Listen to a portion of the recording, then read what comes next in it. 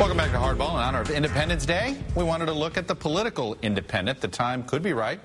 In the May NBC Wall Street Journal poll, nearly a third said the two-party system was seriously broken and even said that the country needs a third party. And in our most recent poll, nearly half said they're enthusiastic or very comfortable with a candidate that is running as an independent. Lincoln Chafee is a former Republican senator from Rhode Island. He's now running as an independent for governor. And Massachusetts State Treasurer Tim Cahill went from Democrat to independent to run for governor there. They both join us now. Happy Independence Day.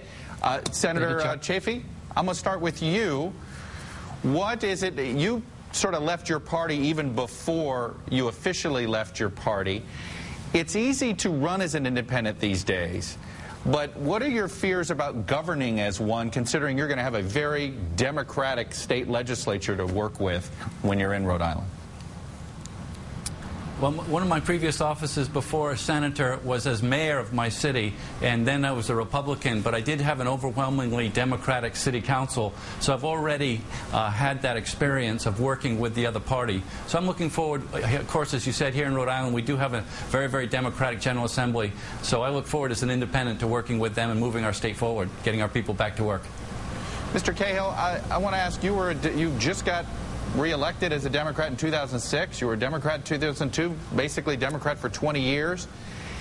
Why did you decide? First of all, did you support Governor Patrick in 2006? I did.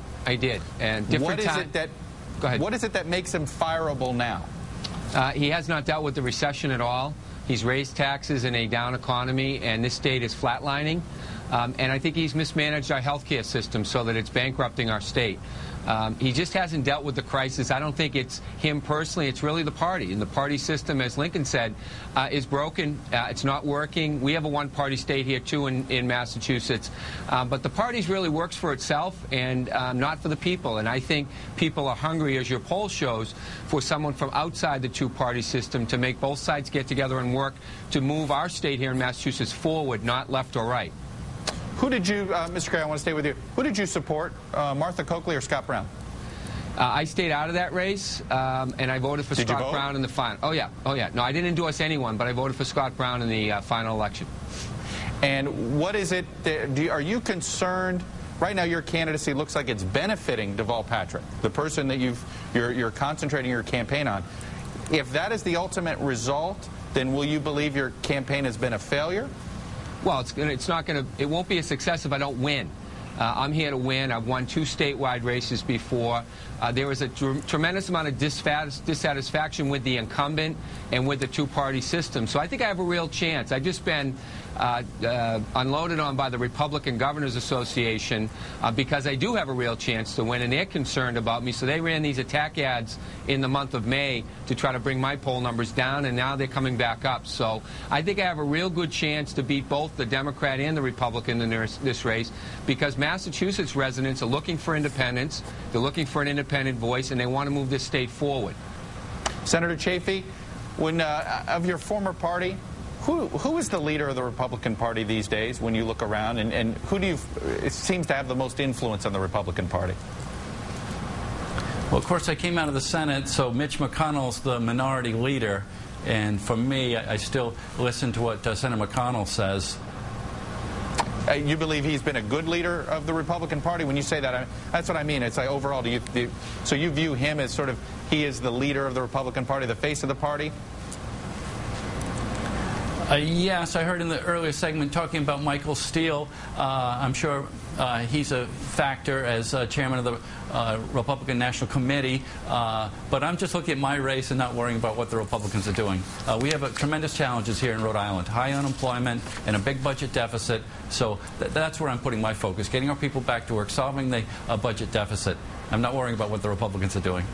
I want to actually, both of you are running for governor, and there's a lot of strain being put on state budgets. Mr. Cahill, are you prepared to lay off state workers if you become governor, even in this economic climate? Absolutely. I think we have to. We have to rein in state spending, as Senator Chafee said. We've got to make government smaller, and it has to work for the people, not for the parties. Where are you going to make it smaller? Everywhere. We got to tackle our health care problem. We've Right.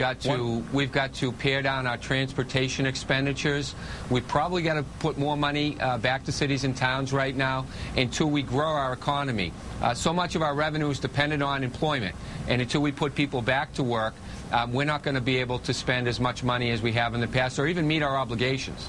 Senator Chafee, same question to you. Are you prepared to lay people off from the state if that's the only way to balance your budget and the federal government can't give you more stimulus? Well, as I said earlier, I'm a former mayor, and what's happening here in Rhode Island now is the legislature and the governor keep taking the state problems and pushing them down to the cities and towns and forcing the mayors and town managers to raise property taxes, which I consider the worst tax of all.